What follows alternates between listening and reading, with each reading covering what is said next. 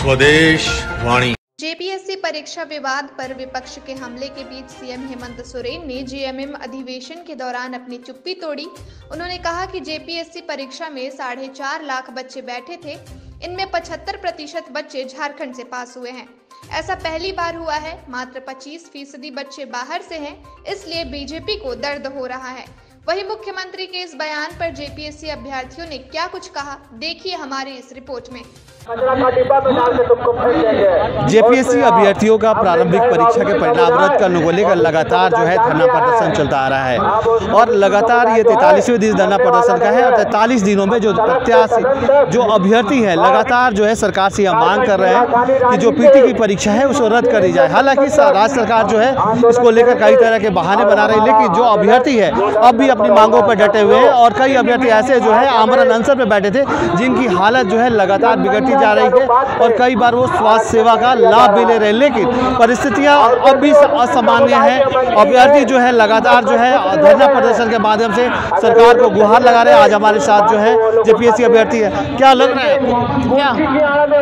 आंदोलन का लगातार 43वां दिन है, सरकार के पास नींद नहीं टूटी है, सरकार के पास आप लोग लगातार मैसेज पहुंचा है, लेकिन सरकार जो है सरकार की जो कुंभकर्णी नींद है वो टूट नहीं रही है। ये तो यही तो अफसोस की बात है कि सरकार की नींद नहीं टूट रही है, वो जागना नहीं चाह रहे, वो देखना नहीं चाह रहे, उल्टा और वो बयानबाजी करते हैं कि 75% इंटरनल है, 25% एक्सटर्नल है, तो ये अपना अलग इक्वेशन बना रहे हैं और अलग पॉलिटिक्स खेल रहे हैं। जबकि यहाँ मुद्दा इस तरह से रिजर्वेशन की बात है ही नहीं कि आपका 75% जब आप बोलते हैं कि भीतरी और 25% बाहरी है, यहाँ पे बाहरी भीतरी की लड़ाई आप क्यों लेके आ रहे हैं? यहाँ पे तो वो लड़ाई नहीं है। लड़ाई तो ये है कि भाई एग्जाम जो है वो फेयर तरीके से कंडक्ट नहीं हुआ है। लड़ाई ये है कि एमआर शीट गायब हो जाता है। लड़ाई ये है कि कम नंबर वाला पास हो जाता है। लड़ाई ये है कि आप इंक्वायरी कमेटी बैठाते हैं, उसमें कौन मेंबर्स है ये हम लोग को पता नहीं होता है, किस तरह की इंक्वायरी कमेटी बैठती है। लड़ाई ये है कि इतना जो बड़े लेवल पे करप्शन हुआ है, घोटाला हुआ है, उसके खिलाफ लड़ाई है। तो सरकार को साक्ष्य आप लोग लगातार साक्ष्य दे रहे हैं, लेकिन सरकार कुछ नहीं कर रही है। पहले आप लोग मोराबादी में बैठे, अब राजभवन के समक्ष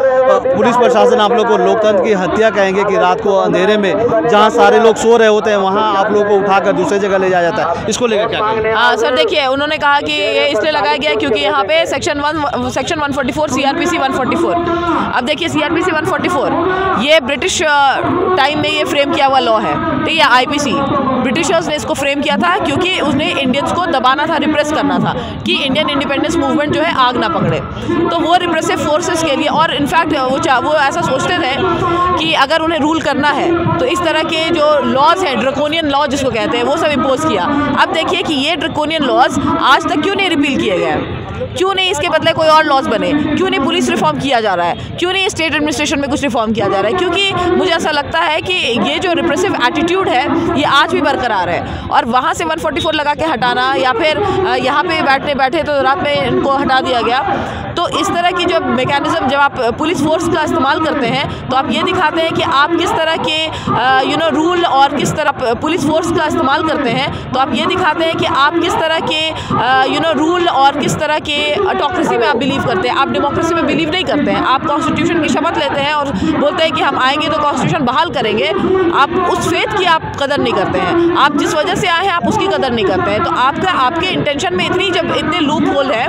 तो लेकिन मैं ये भी बता दूं कि इसी इंडिया में इंडिपेंडेंस मूवमेंट भी हुआ, इसी इंडिया में अभी किसान आंदोलन हो रहा है और इसी इंडिया में हमारा गुलाम जो है आमरण अनशन के लिए बैठा है और हम लोग इतने दिन से आंदोलनरत है। तो हमें पूरा भरोसा है कि इसी आंदोलन की बदौलत, बिकॉज दिस इज डेमोक्रेसी, तो हम इस सरकार को उठा के फेंकने की हिम्मत रखते हैं और वो जज्बा रखते हैं। मुख्यमंत्री जी का एक वीडियो आया है महाधिवेशन के दिन जहां वो स्पष्ट तौर पे बोल रहे हैं कि यहाँ के जो झारखंडी बच्चे हैं 75%, पहले 25% लोग जो है झारखंड के जेपीएससी में आते थे, लेकिन इस बार पहली बार हुआ है कि 75% लोग जो है झारखंड से आए हैं। तो इसको किस रूप में देखते हैं? सर मैं तो ये देख रही हूँ कि इसको ये जो पूरा मुद्दा है इसको डाइल्यूट करने की कोशिश की गई है। इसको ये बताया गया है कि देखो ये लड़ाई जो है ये करप्शन के खिलाफ नहीं है, ये लड़ाई बाहरी और भीतरी की है, ताकि लोगों के मन में ये बाहरी भीतरी वाली फीलिंग आ जाए और उन्हें लगे कि नहीं बात तो सही बोल रहे हैं हमारे सीएम। वेयर एज मैं यही क्लियर करना चाहती हूँ कि हमारा मुद्दा बाहरी और भीतरी को लेकर नहीं है, हमारा मुद्दा है करप्शन को लेकर।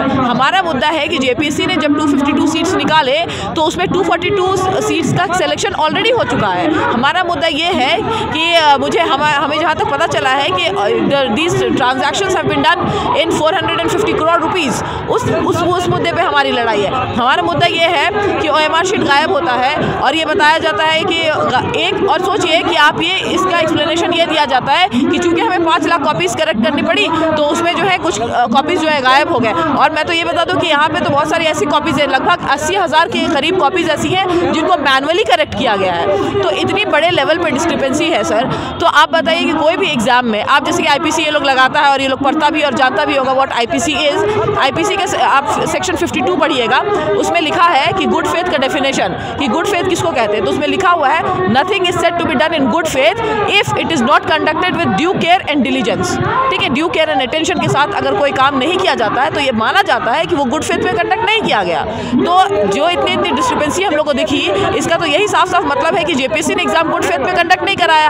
अब जब JPSC ने एग्जाम गुड फेथ में कंडक्ट नहीं कराया है तो इसका जो रिजल्ट है वो भी एक्सेप्टेबल नहीं हो, क्योंकि वो लार्जर पब्लिक को हार्म करेगा। तो यहाँ पे सरकार की पहल ये होनी चाहिए कि अगर इस तरह की चीज़ें हुई हैं तो सबसे पहले उसमें काम करें कि भाई क्यों इस तरह की चीज़ें हुई हैं, वो एक इंक्वायरी कमेटी। आप लोगों को लगता है कि जो आंदोलन कर रहा है वो एक दिन सत्य साबित होगा और आप लोग की जो जीत हासिल होगी? चीज़ें हुई हैं तो सबसे पहले उसमें काम करें कि भाई क्यों इस तरह की चीज़ें हुई हैं, वो एक इंक्वायरी कमेटी। आप लोगों को लगता है कि जो आंदोलन कर रहा है वो एक दिन सत्य साबित होगा और आप लोग की जो जीत हासिल होगी? हाँ सर, क्योंकि हमें पता है अच्छे से कि हम सच के लिए लड़ रहे हैं। यहाँ पे तो कोई ऐसी बात ही नहीं है। जो मिथिलेश ठाकुर ने ये बयान दिया था कि लोग भाड़े के लोग हैं, आप ये बताइए 50 दिन हो गया, 50 दिन में भाड़े के लोग क्या टिकेंगे? खाना पीना आप दिन भर भूखे प्यासे यहीं बैठे रहते हैं। अगर जब तक आप अफेक्टेड नहीं है और अग्रीव नहीं है, आपकी हिम्मत ही नहीं हो सकती कि 50 दिन तक आप आंदोलन करें, और हिम्मत ही नहीं हो सकती कि आप अनशन में बैठ जाए। तो उन्हें शायद पता ही नहीं है कि आंदोलन क्या होता है और आंदोलन जो है किस जज्बे के साथ लड़ा जाता है। आंदोलन भाड़े के टटुओं पर नहीं लड़ी जाती है। देखिए, JPSC के अभ्यर्थियों का यह साफ कहना है कि आंदोलन की जिस राह पे वो चले हैं, इसी आंदोलन की राह पे देश को आज़ादी मिली है, किसानों का आंदोलन सफल हुआ है, तो क्यों ना हम लोग का जो आंदोलन सफल होगा। ऐसे में देखने वाली बात होगी कि JPSC अभ्यर्थियों का जो आंदोलन है वो लगातार अब भी चल रहा है। उनको यह उम्मीद है कि यह आंदोलन हमारा सफल होगा। हालांकि इनके आंदोलन के बीच इनके जो साथी हैं गुलाम हसन, वो जो है आमरण अनशन में बैठे थे और उनकी हालत जो है लगातार बिगड़ती जा रही है और एक बार फिर उन्हें अस्पताल ले जाया गया है, लेकिन उनकी स्थिति अब भी चिंताजनक बनी हुई है। अगर आप इस चैनल पर नए हैं तो हमारे चैनल को लाइक, शेयर एंड सब्सक्राइब जरूर करें ताकि आने वाली देश विदेश की खबरें आपको मिलती रहे। स्वदेश वाणी।